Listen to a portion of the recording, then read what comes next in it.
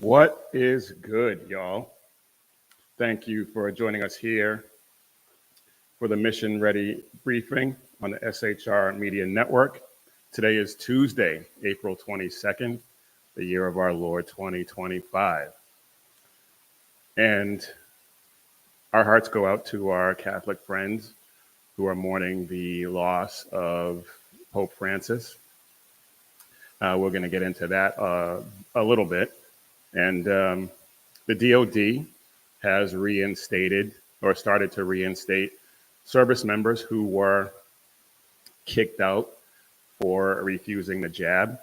And the story surrounding the murder of Austin Metcalf and his suspected murderer gets more and more bizarre as the days wear on. So we got all of that and a whole lot more coming up if I have some time. But thank you for joining us here for the briefing on the SHR Media Network. You can follow us here on all the socials at Mission Ready Men on Facebook, Instagram, Twitter, Truth Social, and TikTok. For our merch, head over to missionreadymen.com. Click on Shop 7 Armors and check out all of the great designs that we have over there. All right, y'all, we got a lot to get to because it was a very busy weekend. It's been like, I don't even know if I'm going to get to everything I want to get to, but let's get after it. All right, as I said, as I mentioned, Pope Francis passed away the Monday after Easter. So our hearts go out to all of our Catholic friends who love the Pope. I've had issues with some of the positions that he took on a number of issues like homosexuality, the gender delusion movement, abortion. I think he had some controversial takes on all of that. I'm not going to get into that right now. I know some of my Catholic friends didn't hesitate to talk about his socialistic tendencies or his apparent acceptance of those things that we mentioned. But I'll just say that my prayer is that he is with the Lord in paradise and not the other place. And I'll just leave that there. We can, if the situation warrants, we can talk about it further. But for now, we'll just leave that there. The Department of Defense, moving on to the more domestic issues. The Department of Defense recently issued a memo updating their guidance for reinstating or implementing the president's executive order to reinstate members who were kicked out of the military for refusing the jab. Now, when I first heard about this, when I first heard that they were going to reinstate veterans who had been kicked out for that reason, I thought it was fantastic. I thought it was absolutely fantastic. But in the words of Lee Corso, not so fast, my friend. The people, the service members who got kicked out, they did not leave. I use the term kicked out, obviously. So they did not leave of their own free will. They did not leave without some element of coercion. Now, 8,700 or so service members were actually kicked out. They were involuntarily separated from the military.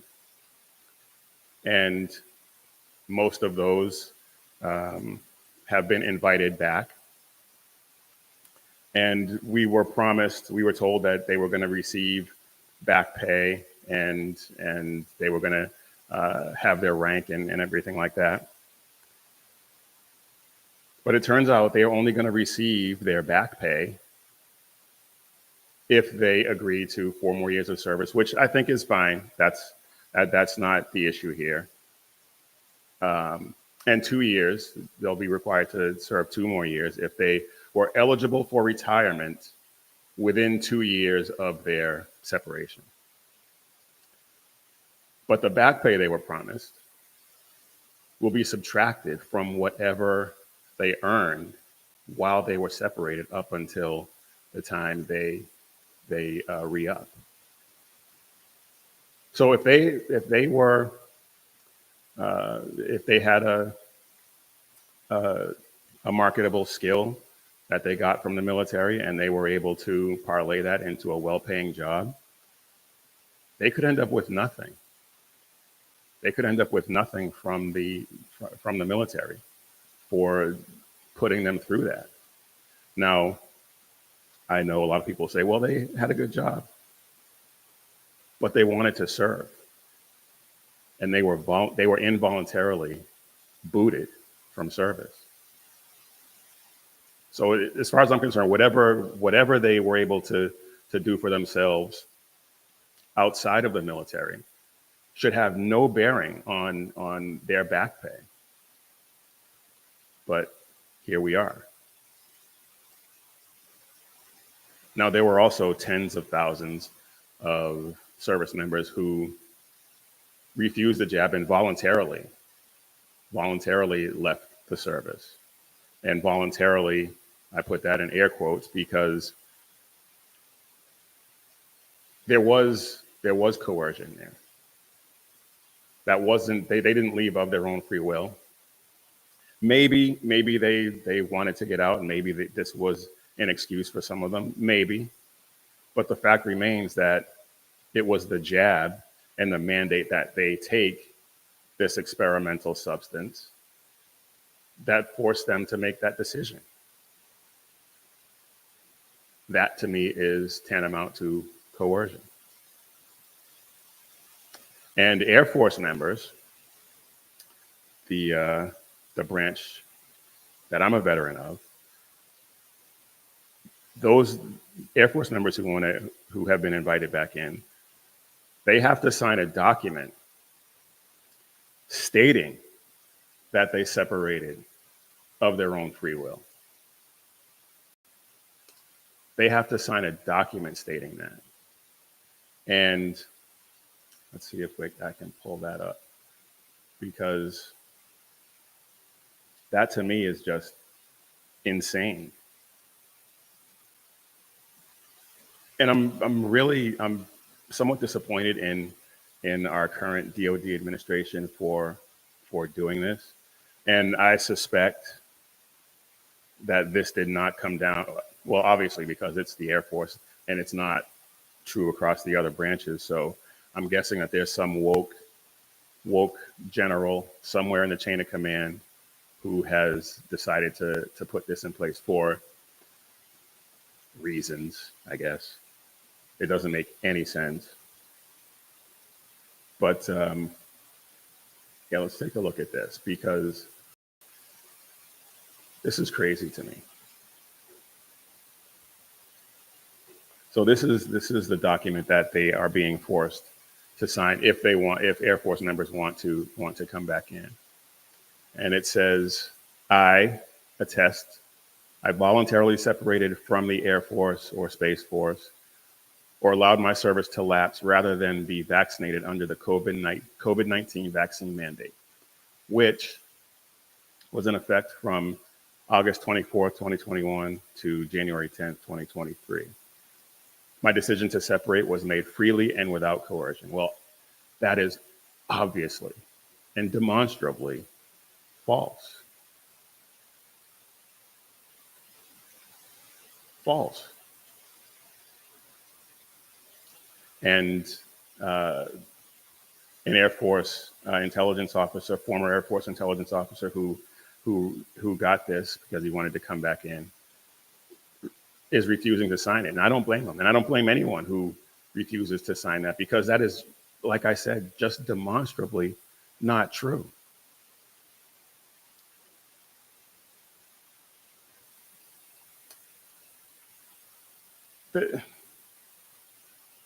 This is, everything about the jabs and the mandate for the jabs was wrong. It was just anti-constitutional, just completely wrong on so many levels. And so this guidance that has been issued to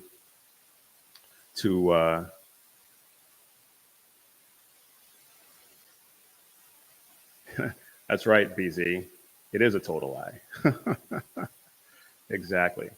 Thanks for jumping in the chat. If you want to join in the chat, the best place to do that is YouTube.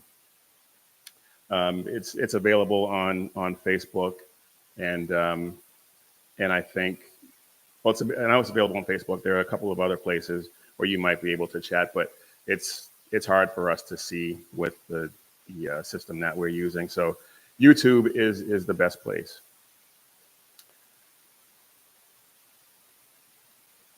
BZ also says this is clear indication towards not wanting already trained personnel to return.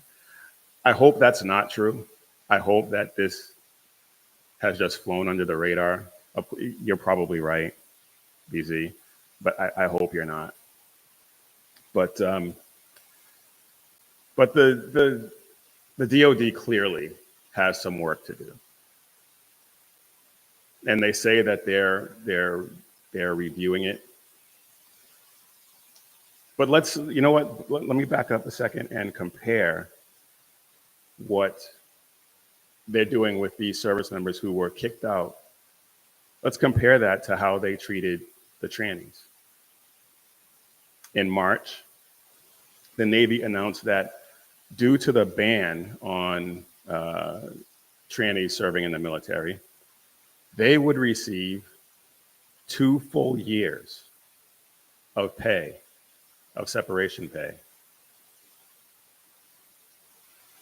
2 full years of separation pay. And if you're of a sufficient rank, that is a really nice chunk of change. Kind of a backdoor way they're paying for these mentally ill people, paying for their transition, quote unquote. So like I said, the DoD has some work to do, and they say they're reviewing it, and I'm hopeful. I am hopeful that this has flown under the radar of Hegseth, and that this guidance is being implemented. This particular aspect of it, I mean, is being implemented without his full knowledge, because I seriously doubt, based on what I do know of him, that this would fly. And I hope that they are reviewing it and bringing it to his attention so he can squash it, because this is ridiculous. Speaking of ridiculous, oh my goodness, speaking of ridiculous, the suspect in the murder of Austin Metcalf, he and his family have hired a representative, a spokesperson, named Minister, and I'm going to put that in air quotes too, Minister Dominique Alexander. And it turns out that this guy has a lengthy, violent criminal history. In 2009, he was arrested for causing serious bodily injury to a 2-year-old child who was the son of her then girlfriend, who he was babysitting. Now, his contention was at the time that the baby fell off the couch. The doctors who examined the baby completely disagreed. completely disagreed. And after, well, during the investigation, he finally admitted not only to shaking the child, but to hitting the child with some object. And the object that he hit the child with is, we don't really know. That hasn't been disclosed. But regardless, it's a 2-year-old.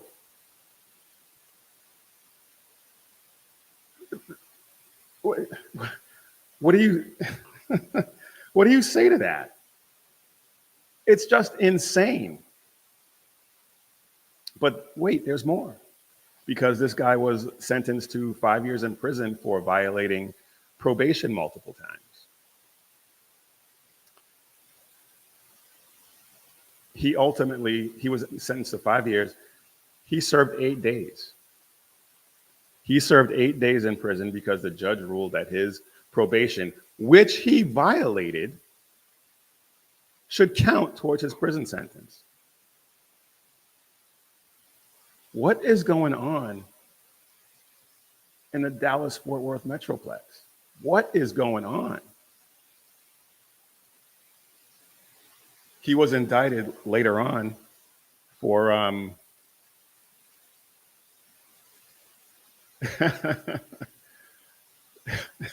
you're right, BZ. Nothing else makes sense. Like one of the shows I did recently said that we were living in a bizarre world, and we are. You are absolutely right. In 2013, well, he was indicted. He was indicted on felony theft charges that were increased to a felony charge due to a 2013 conviction for forgery. He ultimately pleaded guilty, and he was sentenced in that crime to 2 days. 2 days he served. And more, in 2019, he was indicted on a felony family violence charge after his longtime girlfriend, Kiara Saunders, accused him of shoving her and attempting to strangle her. And it was either her or another domestic violence victim of his who had her ankle broken.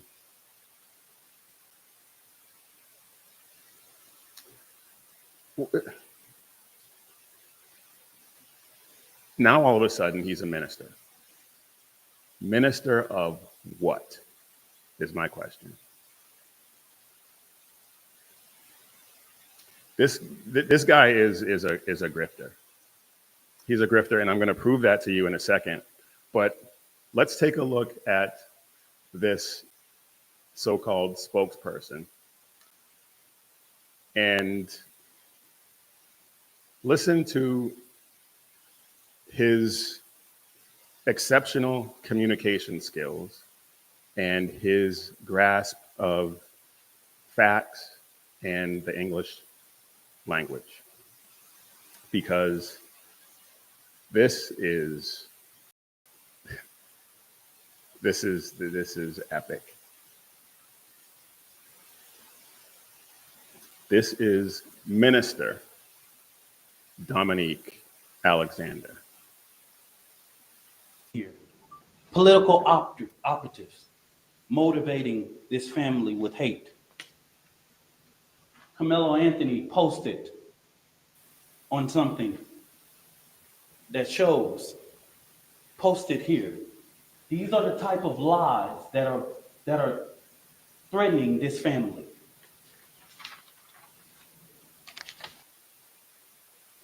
Posting the family's picture. These are the type of lies. She's getting millions of views on this. Sarah, she's even came after me. She's even said all of those things. And now that the public knows exactly what is going on. I asked, because these racist bigots tried to prevent us from standing up for our baby, our boy, he should be afforded the same rights that Cal Rittenhouse had, Daniel Pena, and all of the people Who is Daniel Pena? Anyway, who have claimed whatever their defense was. He should be afforded the same right. Nobody in the public media has one video camera, but we got the video of Cal Rittenhouse with an AK-47 shooting 3 people in the back.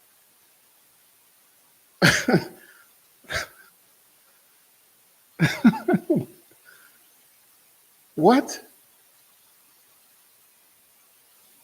He had an AR-15, and he didn't shoot anyone in the back. He shot people who were attacking him. He shot someone who tried to hit him in the head with a skateboard. He shot someone who pulled a gun on him. And 2 out of those 3, and he shot somebody else who was chasing him. 2 out of those 3 were pedophiles. These cases couldn't be any more different. We got that. And he raised more than $2 million publicly, and nobody said anything. So since they tried to come for us, I call for the community's overwhelming support for this fund. The disinformation that was put out was literally deliberate to prevent you from helping this family.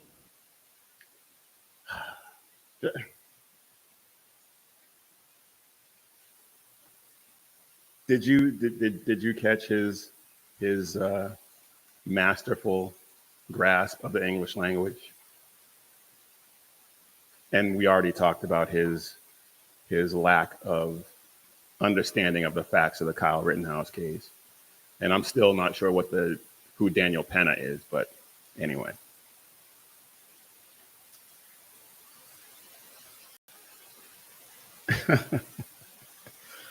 This is true. This is true. Beezy says the only racists are the ones he currently sees on the screen. Well, obviously he posted that before I took that off. But yeah, I mean, this guy is just,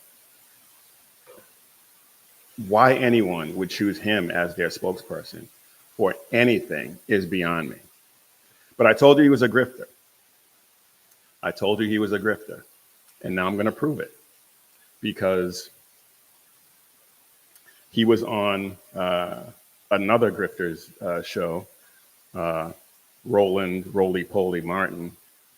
And if you're not familiar with him, don't worry about it. It's not important. He's not important.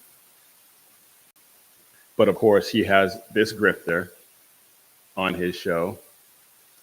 And listen to him admit, he pretty much admits that he's a grifter. So the Next Generation Action Network, of course, is founded here in Dallas, Texas, in the Dallas-Fort Worth Metroplex since 2014. We are the advocacy arm. Our organization is an advocacy-led organization. We are not the attorneys. The attorney for this case is Mike Howard.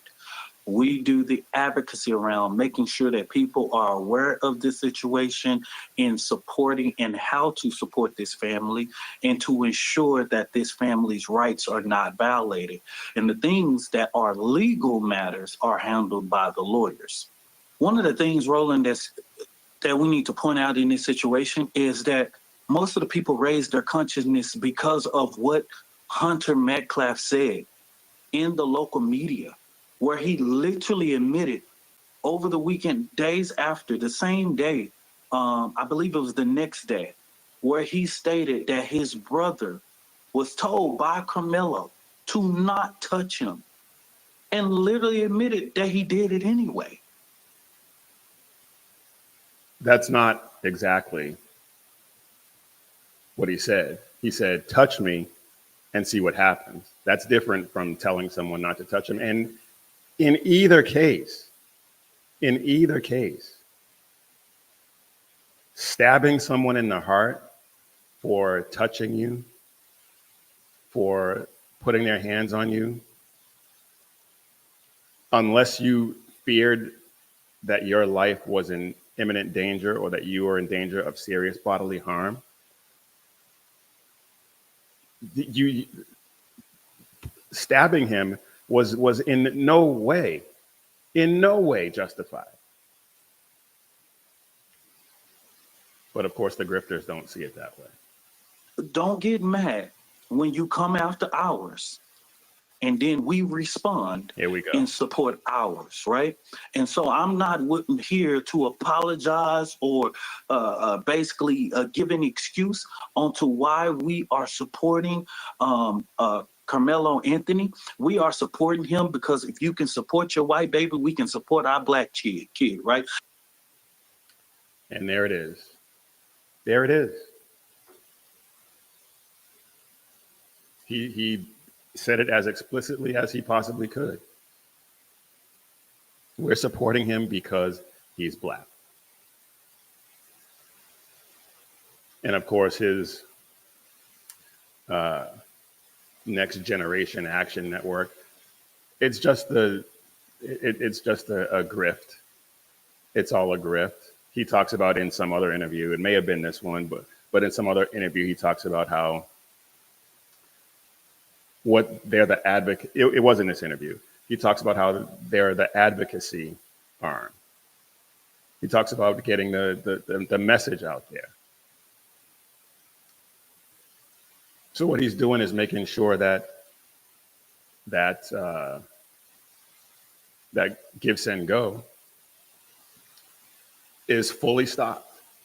That Give Send Go as many people as he possibly can to get them to donate.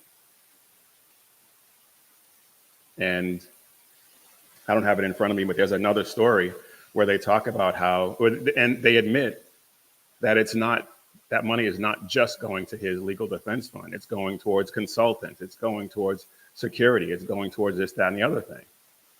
And I'm sure part of it is his fee.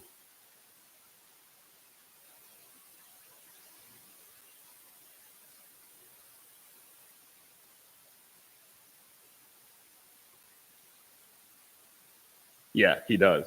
Kevin O'Leary wants a 400% tariff for China. That's right. That's another story we'll talk about some other time. But getting back to this grifter, all this is a way for them to make money. And the murderer, well, I was about to say the murderer is going to jail. There's no way around that. In the Dallas-Fort Worth area, who knows? Who knows? It's it's a crapshoot. I mean, this guy didn't spend any time in jail for assaulting a 2-year-old, or assaulting his girlfriend, or breaking her ankle, or forging checks. This guy did a total of 10 days, it looks like. Unbelievable. All right, I got a few other things I want to get to. We're just about a half an hour in. I got through that a little quicker than I expected to, actually. So now we're going to get we're going to get a word in from our sponsor, and then we'll move on to some other interesting stories. But today's program is brought to you by Patriot Mobile.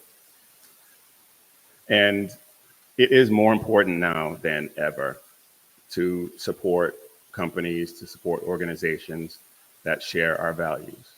And obviously that is not the Next Generation Action Network, just to be clear. But it's important that we support these organizations that share our values. Voting is great, but it's not everything. It's not enough. Patriot Mobile not only shares our beliefs, but they actually do something about it. They are on the front lines of fighting abortion, of fighting human trafficking, of pretty much any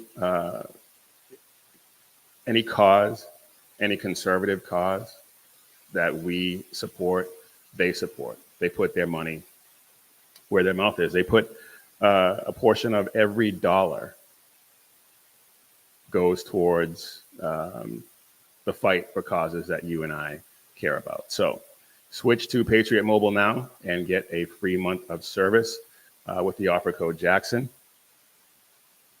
Defend freedom with every call and text you make. Go to patriotmobile.com, use the promo code Jackson, or call 972-PATRIOT and use promo code Jackson today. All right, y'all. I am Big E, and you're watching or listening to the Mission Ready Men briefing on the SHR Media Network, where you can catch Sackhead Sean with the Edge of Liberty every Monday and Wednesday at 8 p.m. Pacific, 11 p.m. Eastern. The Reaver of Common Sense with Jersey Joe every Monday and Friday at 6 p.m. Pacific, 9 p.m. Eastern. And BZ, who is in the chat. Thank you very much, BZ. With the Berserk Bobcat Saloon every Tuesday and Thursday at 8 p.m. Pacific, 11 p.m. Eastern. So be sure to like and subscribe to those guys' shows. Share those episodes. Though they have great insights, great shows. And also pray for us. Pray for all of us that we have a big breakthrough. We are currently at, I believe, 51. We're 51 away from 500 the last time I checked. Hopefully I'm off and we're less than that. But definitely like and subscribe and share all the videos, because we want to make sure that we get the word out to as many people as possible. All right, now back to our regularly scheduled programming. I want to talk to you guys for a little bit about adapting and overcoming obstacles. During the Passover supper, just before he was betrayed, Jesus said, "In the world you will have tribulation, but be of good cheer. I have overcome the world." As men, every now and then, we have to take stock of our lives.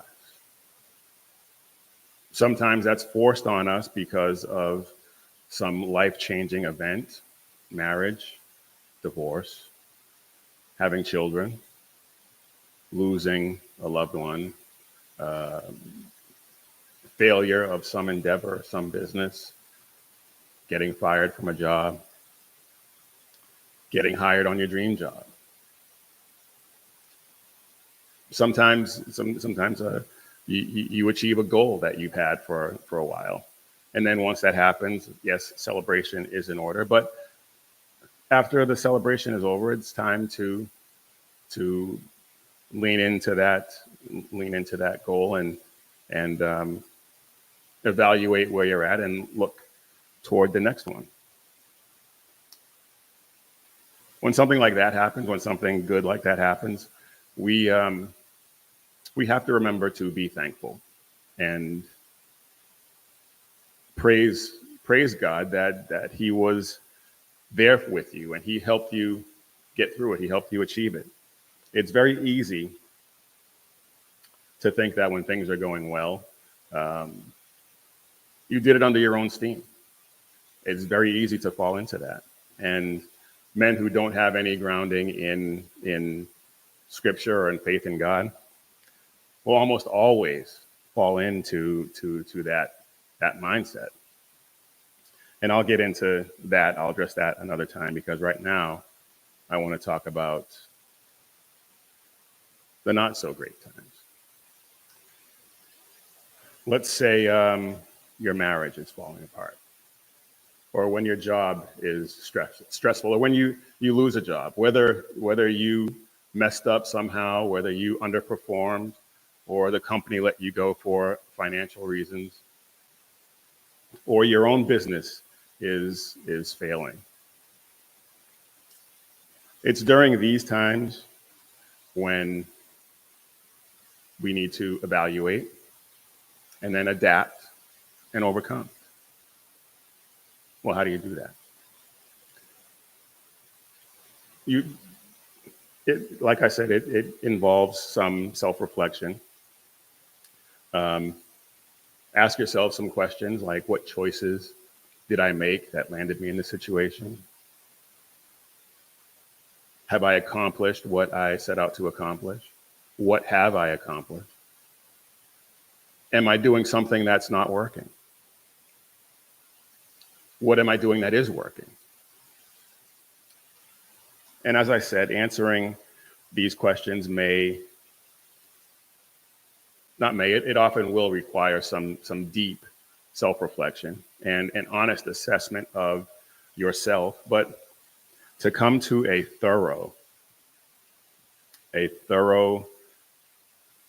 understanding of the situation, it also requires prayer. And when people hear that, oftentimes they'll think of the televangelist up in the pulpit, yelling and screaming, sweating. But that's kind of a caricature of what I'm talking about. Prayer is really having a conversation with God, thanking him for his blessings, asking him for his guidance in your current season, and then listening to what he has to say.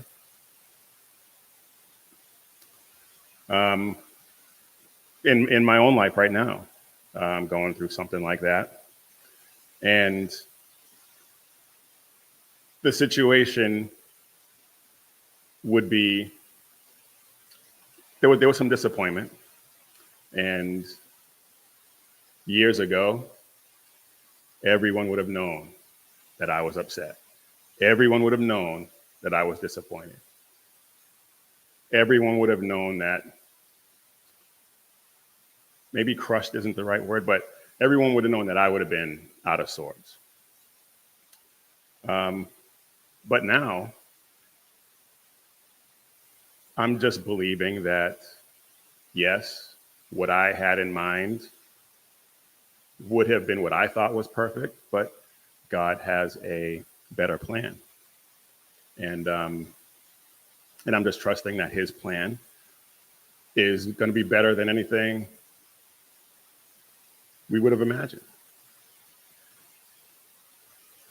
And I know that saying that, I know that that's easier said than done. I know that that's easier said than done. And that's something else that I'm going to get into another time. But I just want to leave you with, on a basic level, God is never going to tell you to do something that is against his word. He's never going to tell you to commit sin. So if you're married and you see some girl that you think is super hot and you want to pursue it, and you think God put her in front of you, well, I'm here to tell you right now, he didn't. God is not telling you to betray your wife and your marriage.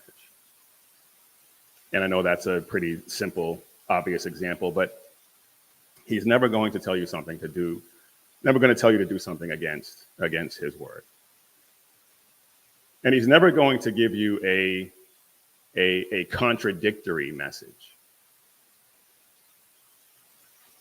the Bible says that he is not the author of confusion. And so prayer and reading reading the Bible so that you know what his word is, what his expectations are, is going to be the first step. I want to before we move on to something else, I want to leave you with this, because this goes back to our discussion about prayer and the so-called televangelists. The Bible says, and when you pray, this is Matthew 6, verses 5 and 6. And when you pray, you shall not be like the hypocrites, for they love to pray standing in the synagogues and on the corners of the streets, that they may be seen by men. Assuredly, I say to you, they have, excuse me, they have their reward. But you, when you pray, go into your room. And when you have shut your door, pray to your Father who is in the secret place. And your Father who sees in secret will reward you openly.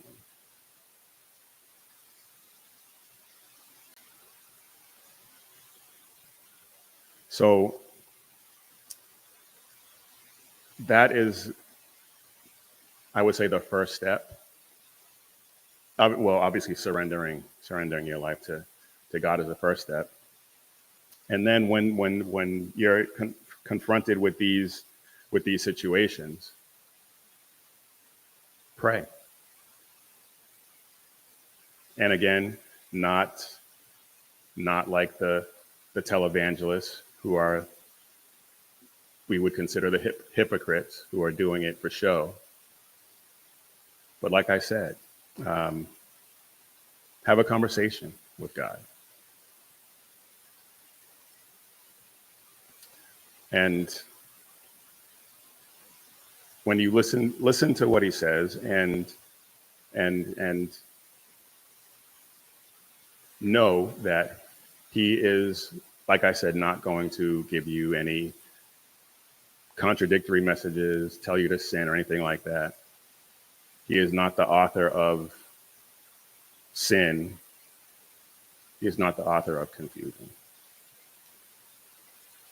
So we're gonna get into this and the different seasons and how we can overcome these types of things. We're gonna get into that in the coming weeks, but I just wanted to give you a little primer on that before we move on. We have about 17 minutes left, and there have been some crazy things going on. Leftists have been, I did a show a while back that I called Stuck on Stupid. And this week, they doubled, tripled, and quadrupled down on lunacy. Absolute lunacy. And of course, I'm talking about Senator Chris Van Hollen. I did talk about him before, but he's still in the news. He's still milking this thing. He famously went to El Salvador to try and bring back gang member, terrorist, human trafficker, who is not a United States citizen. And he was on, whose show was he on? Was he on? I think he was on Dana Bash's show. I actually don't have that clip, but that's fine. He was on Dana Bash's show. And he said that we should stop talking about his criminal record. And when Dana Bash asked him if he believed, or if he asked Garcia if he was a gang member, he said he wasn't going to ask him that question because he knew. And he said because he knew what his answer was going to be. Well, of course, his answer was going to be, no, I'm not, but he obviously is. And President Trump posted that picture with his MS-13 tattoos on his knuckles. The guy had been pulled over in Tennessee with 8 other people, driving from Texas to Maryland with no luggage. I mean, all of the indications are there. He's been identified by a confidential informant as a gang member, a high-ranking member of MS-13. I mean, it's like I said, quadrupling down on lunacy. And Chris Van Hollen's trip to Venezuela, to El Salvador, was taxpayer funded. So he's going to, on the taxpayer's dime, he's going to El Salvador to try and free someone who is not an American citizen, who was in the country illegally, who is a known gang member of a gang that's been designated as a terrorist organization by this government, and a human trafficker. And who knows what else he's done? Well, we kind of do know, because in order to get those MS-13 tattoos, another gang member has to witness you committing some sort of heinous act, whether it's murder, rape, whatever the case may be. You don't just willy-nilly walk into a tattoo shop and say, give me an MS-13 tattoo. It doesn't work that way. You got to earn them.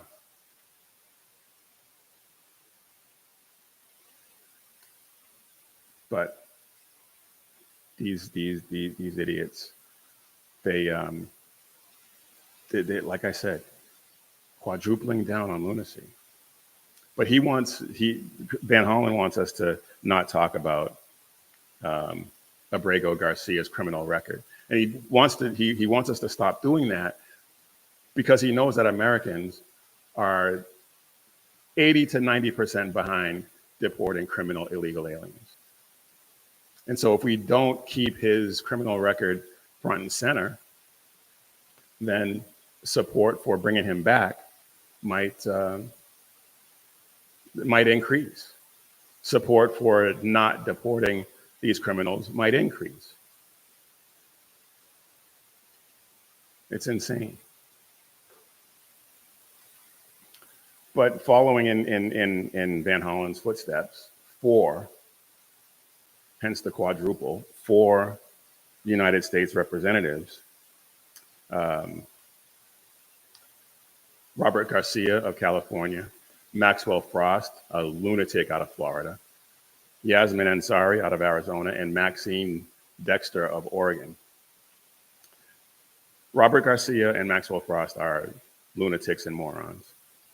I don't know anything about Yasmin Ansari, but the video I saw of Maxine Dexter, she's another lunatic and moron. But these fools flew down to El Salvador to try and do what Van Hollen couldn't do, and bring this criminal back. But of course, they were denied access. They were denied access because Jamie Comer, who was the chairman of, he's the chairman of a committee that was in charge of the funding for these trips, and he said, no, if you're gonna do it, you're gonna pay for it yourself. And I don't know if they did. I think I heard a story, but I didn't have a chance to vet it. But I heard that some Republican organization paid for them to go down there, which I think is brilliant. If that's true, that's brilliant. But they were denied access because it was not an official trip. It wasn't sanctioned by the United States government. And since it wasn't sanctioned by the United States government, this must be a clear violation of the Hatch Act. They went down there to try and conduct business on behalf of the United States government without sanction of the United States government. They went down as private citizens conducting diplomatic missions. If that's not a violation of the Hatch Act, then the Hatch Act is meaningless. And as far as I'm concerned, when they get back, as soon as they land, they should be met by FBI or US Marshals or some federal law enforcement agency, taken into custody and booked for violations of the Hatch Act. Maybe I'm wrong. Maybe I'm misinterpreting it, but I don't think so.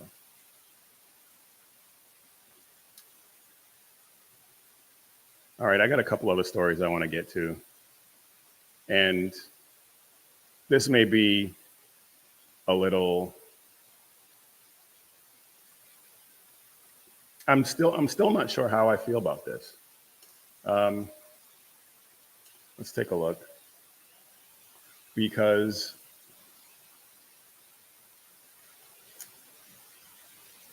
back in November of 2024,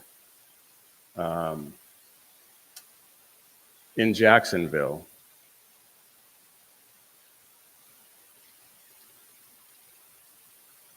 a Marine veteran was accosted by some homeless woman. She called the police.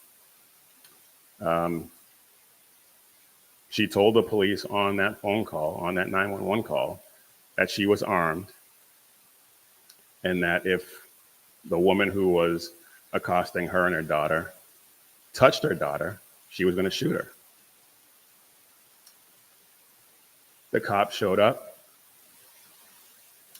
and he did not try to de-escalate the situation based on the body cam footage that has been made publicly available. And there are cops who probably would watch this body cam footage. I'm not going to play it for you. There'll be a link in the description to the story where you can take a look at it. But the woman was with her daughter and her dog. Her dog was her dog in the Marine Corps. So the dog is trained to protect them. And when the officer approached, he knew she had a weapon, so he had his weapon drawn, gave her orders very aggressively based on the body cam footage that I saw. He wouldn't let her secure the dog. He told her to sit down, wouldn't let her secure the dog. Started walking towards her, and the dog did what the dog was trained to do and lunged at him. And the officer shot the dog 3 times.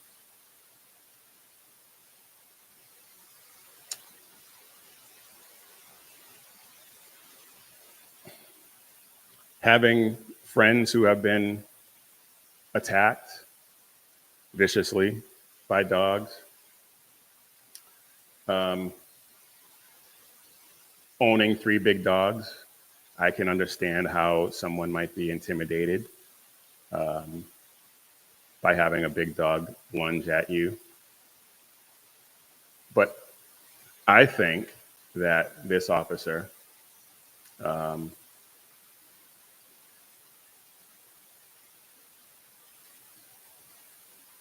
I think this officer handled that situation poorly.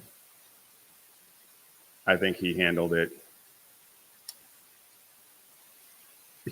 based on the footage that we've seen, and the woman who was also shot, by the way. The woman is demanding that all of because an edited version of the footage was released. And she's demanding that they release all of the footage. And yeah, I said in the beginning, I wasn't sure how I felt about it.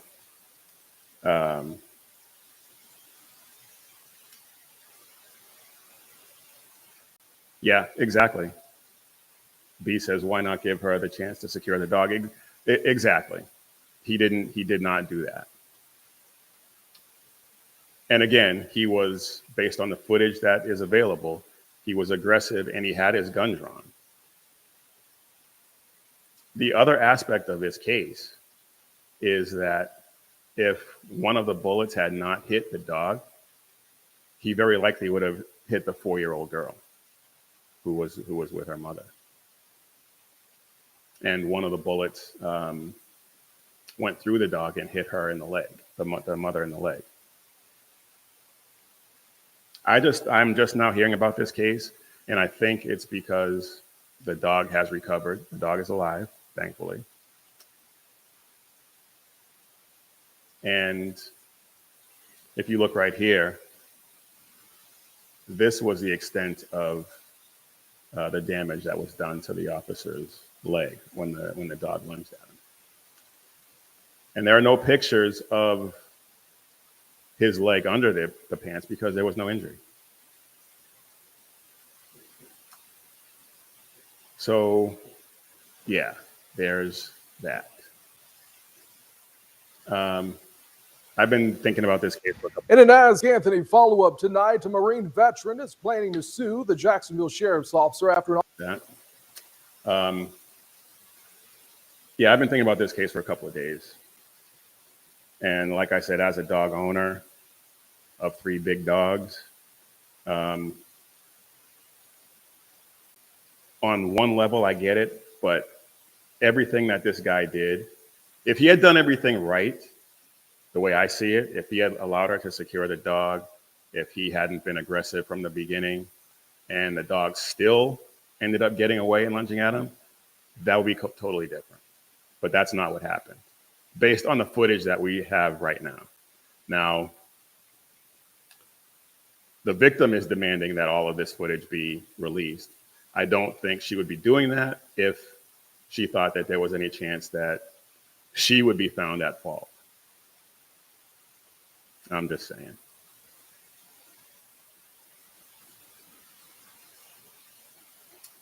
All right, we are out of time. I did not think I was going to spend that much time on that story because there was another dog story I wanted to get to, but we'll talk about that. We'll talk about that next time. Anyway, folks, that is it. That's all I got for you today. I will try to do better the next time. Please remember to hit the like button, subscribe, share these videos, share this channel, share everything, do all the things because we want to continue to spread the gospel of Jesus Christ and the message of hope and liberty to as many people as we possibly can and preserve it for future generations. Thank you, BZ. I appreciate that. But yeah, we want to preserve it for future generations. Also, if you like the shirt I'm wearing, head over to missionreadymen.com, shop 7 Armors, and check out this design and all the cool designs that we have over there with messages of patriotism and faith. missionreadymen.com, shop 7 Armors. And as always, when seconds count, the police are only minutes away, but the Lord is right there with you. So keep your prayers going up and your head on a swivel. God bless.